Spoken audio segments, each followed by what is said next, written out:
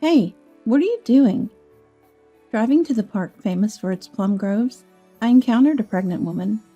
Surprisingly, she was rummaging through the trash. Her clothes were filthy, looking as if she hadn't bathed for days. Yet, unmistakably, she appeared to be my son's wife. Isabella, what's happened to you? As soon as I spoke, she shook her head, indicating a case of mistaken identity, and attempted to flee. There was no mistaking her, so instinctively, I grabbed her arm, only to find she was very thin. Startled, I heard her stomach growl. Are you hungry? Would you like to eat this? I offered the sandwich I had, handing it to her. She swallowed her saliva, and in a barely audible voice, "Thank you," she said, before snatching the sandwich and quickly leaving the scene. I stood there dumbfounded. It had to be Isabella. The sight of a pregnant woman starving and so similar to my son's wife stirred my concern. I pulled out my mobile phone from my bag and called my son. "Kevin, I just met Isabella in the park about an hour away from your house." "What? What are you talking about? My wife just gave birth. I was about to contact you." My son joyfully shared that a boy, resembling him, was born just a short while ago, firmly denying the woman could be his wife. But wasn't the due date still a month away? Early births happen all the time. Even for a first pregnancy? Feeling unconvinced, I pressed on. "Hey, cut it out. Aren't you happy a grandson has been born?" "Of course I am. Sorry." "Stop talking nonsense. There are plenty of people who look alike." Though delighted about my grandson's birth, the earlier incident lingered in my mind, prompting me to share about giving away the sandwich. "What are you doing?" "Grandma got scammed by a sandwich thief. Don't go to that park again. Next time, you might get stripped of everything." How rude. What a thing to say. Even as I retorted, Kevin maintained a cheerful tone throughout our conversation. So was the birth of his wife true? And my believing the pregnant woman in the park was merely a mistake on my part? Feeling deceived, I fell silent. Maybe Dad's retirement, and you turning 63 means you're starting to lose it. That's ridiculous. All right, I'm going to see Isabella's child. Frustrated by his words, I ended the call and drove about an hour to the hospital, knowing the location thanks to my son. Arriving there, I found my son looking around at the hospital entrance. "Did you wait for me on purpose?" "Yeah, actually, the birth took a long time, and my wife's condition worsened." Thus, visiting was not possible at the moment. However, having come all this way, I couldn't leave without seeing my grandson. My son took me to the nursery, where I saw the baby through the glass. He's adorable. Well, he's my son after all. And how is Isabella doing? I guess she's all right. Though I didn't insist on meeting Isabella immediately postpartum, something about my son's response nagged at me. Back home, while preparing dinner, I couldn't help but dwell on the park encounter. Who did I meet after all? Since Isabella's only family is Dad, and she never mentioned having sisters, and having met my son and his wife numerous times over their 3-year marriage, mistaking Isabella was unlikely. They say everyone has 3 lookalikes in the world. It must have been someone else. Despite reassuring myself, another question emerged. Why would a pregnant woman be scavenging through the trash in the park? Disturbed, I woke up early the next morning, eager to meet the woman resembling Isabella again, and visited the park. However, I didn't encounter the pregnant woman again, despite several attempts. Over 10 days passed, and just as I was about to give up, thinking she might no longer be there, I stopped by a grocery store on my way home. There she was! The woman who bore a striking resemblance to Isabella was there. Just then, she was caught shoplifting a sandwich due to hunger, with the store clerk gripping her arm to prevent her escape. The clerk's voice was filled with anger, threatening to call the police as she stood there frightened and tearful. Seeing this, I stepped in front of her immediately. Oh dear, were you mistaken for a shoplifter? Huh? I'm sorry, clerk. My wife forgot her wallet, so I came to pay. How much do we owe? As I took out my wallet at the register, the clerk scratching his head in embarrassment. Behave in a way that doesn't raise suspicion, he scolded sternly. On behalf of the woman, who could only apologize while crying, I kept apologizing until the clerk finally accepted it. Let's go. As we left the grocery store, she followed me obediently. Thank you. She thanked me in a voice so low I could barely hear it, yet her stomach grumbled again, perhaps still hungry. Don't cry anymore. Take this. In return, let's have a little chat. The woman hesitated for a moment, but nodded, seemingly unable to resist her hunger. Without saying anything else, I had her sit on a bench in the nearby park and eat the sandwich, which she devoured eagerly. She looked exactly like Isabella. Observing her, I noticed the familiar bruise on her neck, shaped somewhat like a nose. It was a birthmark I had seen when my son's wife stayed over. She had told me it was congenital. The same mark in the same place, and even the shape is identical? This can't be a coincidence. But if she ran away again, it would all be for naught. Trying not to alarm her, I kept my anxiousness in check. It looks like you're pregnant, and you are about to have the baby soon? While eating, she nodded, and when I asked why she was living this way, she slowly started to talk.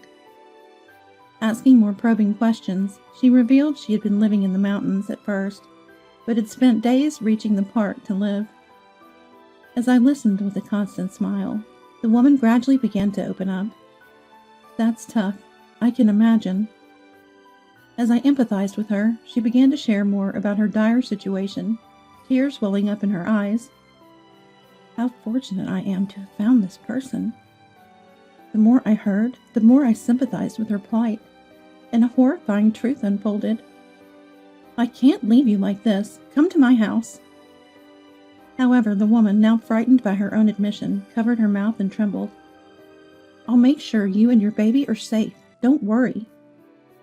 When I looked into her eyes and held her hand, she finally agreed, reassured by my promise.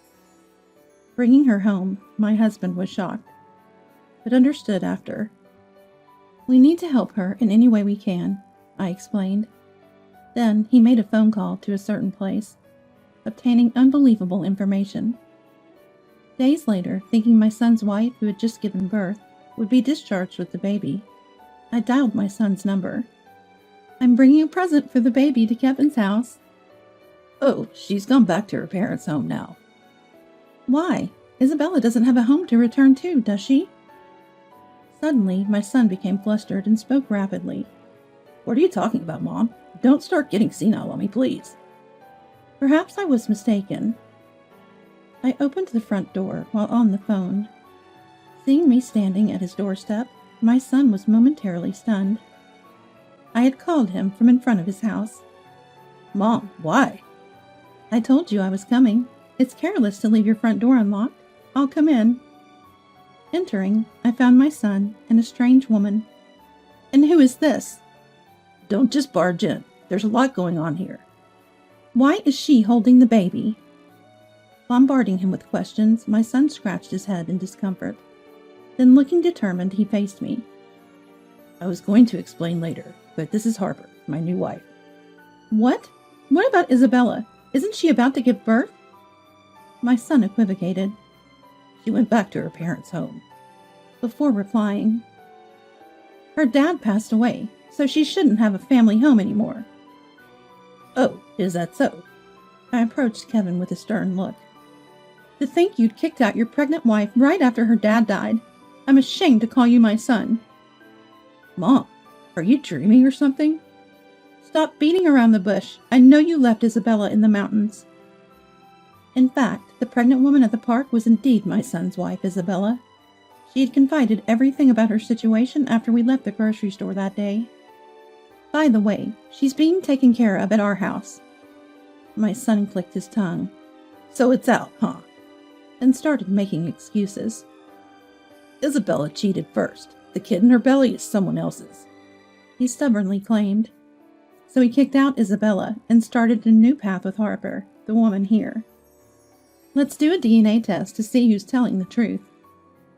I took out a swab sent by a private testing service. My son, panicking, refused while shaking his head. So I picked up a hair that had fallen on Kevin's shoulder. Just in case, I'll take Kevin's toothbrush too. Stop it. Don't just do things your way. Be quiet. If it turns out you're the father of Isabella's child, I'll file a police report. Be prepared. My son seemed unaware that leaving a pregnant woman in the dead of winter in the mountains was a crime. Despite committing such a terrible act, Kevin pleaded for a lenient resolution. What to do with you is something the person herself should decide.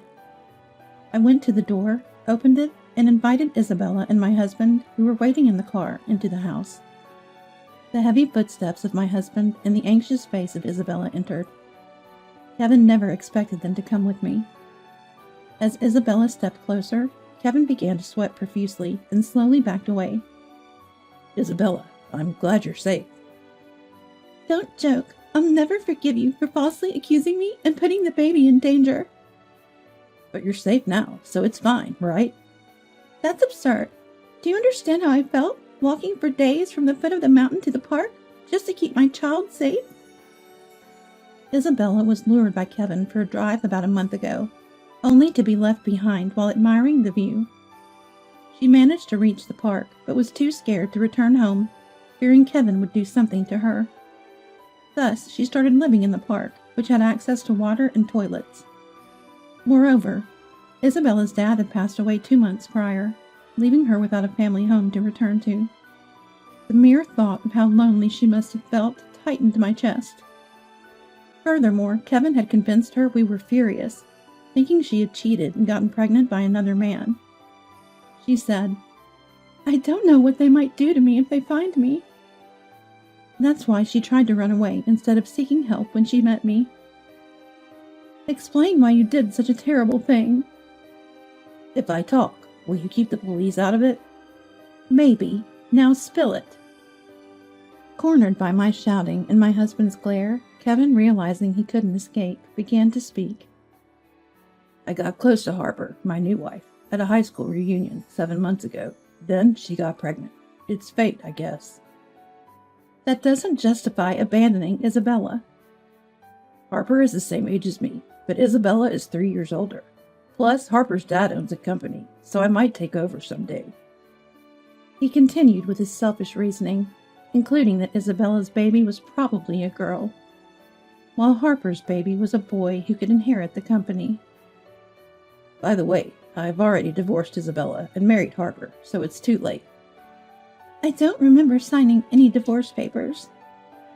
I forged your signature, my son boldly admitted. That's forgery of official documents, you know. Really? Despite being my own child, I couldn't just let a fool go unchecked. You've just piled one sin on top of another. You're truly the lowest. I told you everything, so don't make it a police matter. I'm cutting ties with a good-for-nothing like you. Don't ever contact us again. Even as I said this, my son, unfazed and with a calm demeanor, "Suit yourself," replied. He seemed completely oblivious to his own bother glaring at him, ominously from behind Isabella. To Kevin, money and status must be everything now. We were utterly disgusted by Kevin's lack of remorse, but I decided to share some crucial information with him anyway. Did you know Harper's dad's company is about to go under? It was a client of the company your dad worked for before he retired. I got the information from an old colleague. No, wait a minute. Good luck turning around a company that's drowning in debt. As my son denied the possibility. I heard it from a reliable source. There's no mistake, my husband replied. Kevin then repeatedly asked Harper. That's not true, right? It can't be, right? However, she kept her head down and didn't respond, her silence speaking volumes. At least give me back the savings you accused me of stealing and the life insurance policy for Dad. The savings were joint property, right? The $38,000 was mine. Saved up from before we were married. It's not joint property. My son sighed heavily. I've already spent the savings. And murmured. Isabella insisted. I'll get it back, no matter what, and confronted Kevin with this unexpected fact. And you can't claim Isabella's dad's life insurance money, Kevin. You're not a legal heir. This added insult to injury, causing Kevin to tremble. He then directed his frustration towards Harper. You really had me fooled. My dream of becoming a CEO is shattered. What are you going to do about it? Harper coldly replied to an angry Kevin. It's your fault for being deceived. As they started a nasty argument. I was looking for a man who could support me at the reunion because Dad's company was in trouble, Harper revealed. She thought everything was going according to plan when she got pregnant with Kevin's child. Both Kevin and Harper had their own dark sides, perhaps making them a match made in some twisted way. Fed up with their squabbling, I clapped my hands loudly to interrupt. Enough! Hey, Harper, was it a premature birth? No, it was born on the due date. I wasn't asking you. It's generally about 10 months for a pregnancy, not as soon as this, right? My son said. Huh? Kevin, puzzled, took out his phone to check the facts. After looking shocked, he glared at Harper. Did you lie? Who's the dad of this child? Harper bit her lip and remained silent. It seemed a DNA test is needed for Kevin and Harper. I handed my son the swab from the testing service. As Kevin approached the baby with the swab, Harper quickly moved the child away. Kevin looked devastated. It's a lie, right? It's obvious, even without a test. Kevin and Harper, you both owe Isabella $20,000 each for the false accusations. My son was shocked by my words. Why? Obviously, and we'll add compensation for the distress caused to Isabella. Plus, you'll pay $600 a month for child support until the child is 20. Wait a minute, I'll be buried in debt. Hearing the specific amounts made my son break out in a sweat. You're just facing the consequences of your actions. Oh, and you'll be dealing with the police, too. Wait, you said if I talked, you wouldn't report me. I've decided to report you after all. Too bad. Apparently dreading being arrested, Kevin knelt down on the spot and apologized to me. Mom, please forgive me. Aren't you apologizing to the wrong person? Isabella, I'm truly sorry. Please forgive me. My son quickly turned around and rubbed his head on the floor, but such frivolous words wouldn't convince Isabella. And behind Isabella, my husband, with a face like a demon, was glaring at Kevin all this time. Then my son started to make an unexpected remark. Dad must have had his fair share of affairs, right? Being a man and all. My husband leaned in close to Kevin, frowning. I haven't. Don't lump me in with scum like you. And said in a low voice. Realizing he had no one on his side, my son slumped down powerlessly. Please, save me. Endangering pregnant Isabella and your unborn child is a grave sin. I'll change, I promise. I won't listen. Oh, I see red lights approaching. Dad, thanks for calling at just the right time. Thinking I hadn't called the police yet, my son's eyes widened in shock. Harper tried to sneak away at that moment, but my husband quickly caught her. You won't escape on your own. You'll have time to reflect behind high walls as well. Realizing resistance was futile, we handed Kevin and Harper over to the police. After being interrogated, my son and Harper faced severe charges for conspiring to endanger Isabella and her baby. Additionally, my son was charged with forgery for faking the divorce papers. We hired a solicitor to sell the house owned by my son and his wife. We made my son promise to pay $30,000 for adultery and emotional distress, plus Isabella's $38,000 savings, and $600 monthly for child support. The same amount was demanded from Harper for her role in the adultery and emotional distress. Harper's dad's company quickly went bankrupt, So my son and Harper will have to pay back whatever jobs they find once they're out. Oh, and it turned out Harper's child was fathered by another classmate who will now raise the child. It's a relief the child won't suffer because of this. Isabella later gave birth to a beautiful baby girl. After discussing it with my husband, we decided to adopt Isabella and have her live with us. Our home, filled with the sounds of a healthy baby, enjoys happy days as we busily care for our expanded family.